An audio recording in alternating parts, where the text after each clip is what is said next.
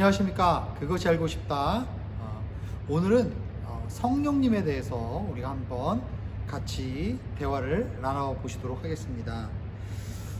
저희 아부다비 오누리교회와 같은 해외에 있는 우리 수많은 다양한 교파와 교회에서 모이신 성도님들이 예배를 드리는 디아스포라 한인 교회들 같은 경우에는 이제 자신의 교리와 또 신앙 배경에 따라서 성령에 대한 이해도 정말 다양하지 않을까라는 생각을 하게 됩니다.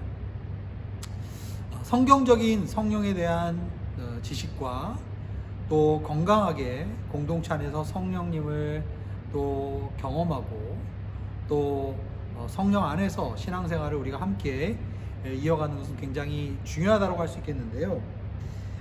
그러면 오늘 특별히 그것이 알고 싶다에서는 성령 충만과 성령 세례에 대해서 우리가 한번 같이 살펴보도록 하겠습니다. 먼저 성령 세례에 대해서 먼저 말씀을 좀 나누고 싶습니다. 여러분, 구약과 신약에서 성령님은 신약에서만 등장하시는 분이 아니라 구약 창세기 1장에서부터 이미 하나님의 영, 하나님의 신이라는 단어를 우리가 마주할 수 있게 됩니다. 태초에 하나님이 천지를 창조하실 때도 하나님의 신이 수면을 운행하고 계셨다라는 이야기를 우리는 창세기 1장 말씀을 통해서 확인할 수 있어요. 하나님께서 이 세상을 창조하실 때 이미 성부, 성자, 성령 하나님께서 함께하고 계셨음을 우리는 알고 있습니다. 그런데 구약에서의 성령의 역사와 신약에서의 나타나신 성령님의 모습이 어떠한 공통점과 어떠한 차이점이 있겠습니까? 구약에서도 신약에서도 성령님께서는 하나님의 일을 이루기 위해서 실제로 그 일을 행하시고 이루시는 분이시라는 것을 알 수가 있습니다. 특별히 구약의 다양한 인물들에게 다양한 사건 가운데 하나님의 영이 임하고 또 하나님의 성령께서 역사하시는 것을 우리는 성경을 통해서 확인할 수 있습니다. 예를 들어서 이제 사울이나 삼손 같은 인물들, 또 구약의 선지자들의 예언을 할 때 보면 하나님의 성령의 환상이나 또 성령의 기적들을 우리가 구약 성경에서도 볼 수가 있습니다. 신약에서도 하나님의 영이 임해서 하나님의 공동체 가운데 복음을 증거케 하시고 또한 병고침의 역사와 또 성령의 은사들이 나타나는 그러한 일들이 신약 성경에도 우리가 오순절 성령 강림 사건을 통해서 우리가 또한 이제 성령의 사역을 만나볼 수가 있습니다. 자, 그렇다면 구약과 신약에서의 성령의 역사의 차이점은 또한 무엇일까요? 구약에서는 하나님의 영이 하나님의 사람들을 통해서 하나님께서 이루시고자 하는 그 일 가운데 역사하시고 일하시는 모습을 보게 됩니다. 그런데 그 하나님의 성령의 역사가 어떨 때는 그 하나님의 사람에게 왔다가 또 떠나기도 하고 또 다시 찾아오기도 하고 그런 우리가 역사들을 볼 수 있어요. 예를 들어서 삼손의 예를 들어보면 삼손도 사실은 머리를 자른 이후에 하나님의 능력이 삼손에게 나갔습니다. 삼손이 냈던 그 힘은 어떻게 보면 그의 타고난 힘이라고 보기가 어려울 수 있겠어요. 성령이 임하셔서 삼손에게 힘을 주셨다고 한다면 삼손이 머리를 깎고 또 죄를 범한 이후에는 하나님의 영이 떠났던 모습을 볼 수 있습니다. 이스라엘의 최초의 왕이었던 사울의 경우도 그렇죠. 사울이 사무엘 선지자에게 기름 부으심을 받은 이후에 어떻게 보면 하나님의 영이 임하여서 이스라엘 사람들 가운데도 사울도 예언을 한다라는 그런 말이 있을 정도로 성령의 나타나심, 하나님의 영의 나타나심의 역사가 사울에게도 있었습니다. 그러나 이후에 사울이 범죄하고 또한 하나님을 떠나게 된 이후에 하나님의 기름 부으심이 떠나자 이제 사울에게는 성령이 아니라 하나님의 영이 아니라 악신이 찾아왔었고 결국 다윗의 하프 연주로 그 악신이 떠나가는 그러한 장면을 우리가 성경에서 발견하게 됩니다. 자, 그렇다면 신약에서는 이 구약의 성령의 역사와 어떤 다른 면이 있겠습니까? 신약에서는 예수님께서 요한복음 14장, 15장, 16절에 14장, 15장, 16장에 보면 십자가의 길을 이제 가시기 전에 제자들에게 십자가의 고난에 대해서 미리 말씀하셨고 두려워하지 말고 놀라지 말라라고 주님께서 미리 말씀해 주십니다. 아울러서 요한복음 14장, 15장, 16장에는 보혜사 성령에 대해서 얘기합니다. 예수님께서 제자들을 이제 떠나시는 것이 제자들에게 오히려 유익일 수 있다고 말씀하십니다. 그리고 보혜사가 오셔서 영원토록 너희와 함께 하실 것이라고 말씀해 주셨습니다. 무슨 얘기입니까? 신약에서의 성령님은 예수 그리스도께서 십자가에서 우리를 위해서 죽으시고 또 우리를 위하여 영원한 속죄를 이제 하셨을 때, 속죄 사역을 이제 이루셨을 때 이제 성령님은 우리의 내면에 오셔서 우리를 떠나지 않으시고 늘 우리와 항상 함께 하신다라는 그러한 이야기로 이해할 수가 있겠습니다. 예레미야 31장과 에스겔서 36장에 보면 새 언약 시대에 대한 선지자들의 예언의 말씀이 나오죠. 예레미야 31장에는 하나님의 율법을 이제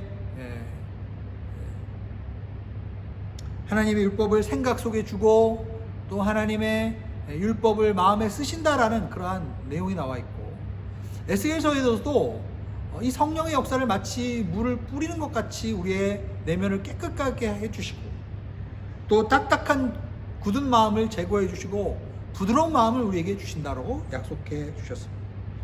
그리고 성령을 너희 안에 주어서 너희로 하여금 내 법을 따르게 하며 내 규례를 지키고 행하게 하실 것이다 라는 새 언약의 예언을 이 구약의 선지자들을 통해서 해 주셨습니다. 즉 예수 그리스도께서 오셔서 우리를 위해서 십자가에서 죽으신 이후에는, 즉 새 언약의 시대 가운데는 결국 성령님의 내주하심의 역사가 있는 것이죠. 마치 물 세례를 했을 때 우리가 물 세례를 통해서 죄로 인해서 정결해지고 깨끗해지고 그런 물이 깨끗게 하는 그러한 것을 상징했다라고 한다면, 어떻게 보면 이 성령의 세례는 우리가 예수님을 믿고 예수 그리스도를 영접하고 그리고 예수님의 십자가의 보혈의 피로 우리가 중생, 즉 거듭남의 그 체험을 하게 될 때 마치 물로 깨끗하게 우리가 씻음 받는 것처럼 그 성령의 세례가 우리 가운데 임하여서 우리가 예수님을 믿게 되고 중생의 역사를, 거듭남의 역사를 경험하게 되고, 그리고 그 사건 이후에 성령님이 내주하시는 것으로 우리가 이해를 할 수가 있겠습니다. 자, 그렇다면 성령 충만은 어떤 것일까요? 성령 충만은 이미 예수님을 믿고 성령 세례를 받은 분들이 이제 온전히 성령님의 다스리심과 지배 가운데 있는 것을 우리가 이야기하는 것입니다. 에베소서 말씀에 보면 술 취하지 말라, 이는 방탕한 것이니 오직 너희는 성령의 충만을 받으라 라고 말씀하고 있어요. 왜 바울은 이 성령 충만을 술 취한 것과 비교했을까요? 술 취하지 말라고 얘기하면서 성령 충만을 같이 이제 비교를 시켰습니다. 여러분, 술에 취한다는 것은 술에 의해서 온전히 사람이 지배를 받고, 그리고 술에 의해서 이제 완전히 사람이 모든 컨트롤을 풀어버리게 되는 그런 아주 나쁜 영향이 술 취함 가운데 있습니다. 그러나 우리가 성령에 충만하게 될 때, 성령의 온전한 지배를 받게 될 때 성령의 다스리심 가운데 우리가 들어가게 되고, 우리는 죄악의 본성 가운데, 육체의 우리 정욕 가운데서 성령께서 우리를 온전히 지배하심으로 우리의 생각과 감정과 의지를 지배하셔서 우리가 하나님의 법을 따르고 순종하게 되는, 우리의 마음의 보좌에 예수 그리스도께서 온전히 좌정하셔서 우리의 삶의 모든 영역을 온전히 다스리시는, 주님의 지배를 받는 그러한 상태를 성령의 충만이라고 이야기할 수 있겠습니다. 그런데 이 성령 세례와 성령 충만에 관해서 다양한 교파와 교회 가운데 아직도 치열한 논쟁이 계속 이어지고 있습니다. 어떤 분들은 성령 세례를 예수님을 믿고 구원받고 중생 거듭남의 체험을 할 때 받는 성령의 세례가 아니라, 성령의 세례는 예수 그리스도를 믿고 마치 물이 우리 가운데 물 붓듯이 부어진 것처럼 제2의 축복을 경험하는 그러한 사건이다 라고 이야기하는 교단과 교파들이 있습니다. 이를테면 오순절 계통의 교회들이라든지 또 성령의 나타나심과 은사를 강조하는 그러한 교회들에서 이러한 주장들이 나오게 됩니다. 사도행전 8장에 보면 이제 이 예루살렘의 7 집사 중에 빌립이란 분이 사마리아 지역의 복음을 이제 전하러 가는 역사가 있죠. 이 사마리아 사람들이 빌립 집사의 복음 전도를 듣고 이제 예수님을 믿게 되었습니다. 그리고 사마리아에서의 이 복음 전도의 소식이 예루살렘 교회까지 이제 전해지게 되고, 사도 베드로와 사도 요한이 사마리아에 직접 이제 예수님을 믿은 사람들을 만나기 위해서 확인차 내려오게 되죠. 그리고 사도 베드로와 요한이 그들을 손을 얹고 기도하기 시작하자 성령의 임재가 역사하기 시작했어요. 그리고 그들이 성령을 받았다라고 이야기하고 있습니다. 즉 성령 세례가 예수님을 처음 믿고 구원받은 사람들에게 일어나는 것이 아니라 예수님을 믿은 이후에 성령의 이러한 나타나심과 경험하심을 우리가 구하고 우리가 기대해야 된다라고 주장하시는 분들은 이 사도행전 8장의 이야기들을 우리에게 이야기해 주고 있습니다. 그러나 또 다른 이제 교단과 교파에서는 성령의 충만함을 오히려 강조하고, 성령의 세례는 예수님을 믿을 때 우리가 변화되는 그 사건 가운데 마치 세례가 한 번 우리에게 이제 주어지듯이 성령의 세례는 우리 가운데 이미 우리가 예수님을 믿을 때 나타났고, 우리가 예수님을 이제 믿음으로 고백할 때 우리 가운데 성령의 세례가 있었다라고 주장하시는 분들도 있습니다. 사도행전은 참 재밌는 책입니다. 사도행전 10장에 보면은 고넬료의 사건이 나오는데, 이 고넬료의 사건은 사도행전 8장의 사건과는 완전히 또 반대의 사건이죠. 왜냐하면 베드로가 고넬료의 식구들과 고넬료의 친한 친구들에게 함께 모임을 하면서 예수님에 대해서 이야기를 하기 시작했어요. 그런데 그들이 세례를 받기도 전에 성령님이 베드로가 말하고 있는 가운데 임하기 시작했어요. 그래서 그곳에 있는 분들이 성령의 체험을 하고, 베드로도 깜짝 놀라서 결국은 나중에 베드로가 그들이 이방인이지만 이들도 성령을 받는구나, 성령의 체험을 하는구나 이렇게 생각하고 결국 세례를 주고 물세례를 주고 예수 그리스도를 영접하게 되는 그러한 사건이 이제 사도행전 10장에 나오게 되는 겁니다. 여러분 어떻게 생각하십니까? 사도행전에 보면 정말 다양한 경우에 다양한 사람들이 다양한 모습으로 성령을 체험하고 또 성령의 역사가 나타나는 것을 보게 됩니다. 여러분, 성경에 나와 있는 여러 가지 성령에 대한 이 사건들에 대해서 그래서 다양한 교파와 교회들의 다양한 의견들이 존재하지 않을까라는 생각을 해보게 됩니다. 저는 개인적으로 성령의 세례는 우리가 예수님을 믿을 때, 예수님을 영접할 때, 우리가 중생의 체험을 할 때 나타나는 사건이 성령의 세례라고 저는 생각을 합니다. 물론 그렇지만 우리가 성령의 나타나심과 성령의 역사를 제한하고자 하는 것은 아닙니다. 우리가 성령의 충만이라는 표현으로 충분히 우리가 성령을 사모하고 성령의 나타나심을 사모하고 또 성령의 은사와 성령의 열매를 우리가 구하면서 나아갈 수 있지 않을까라는 생각을 해보게 됩니다.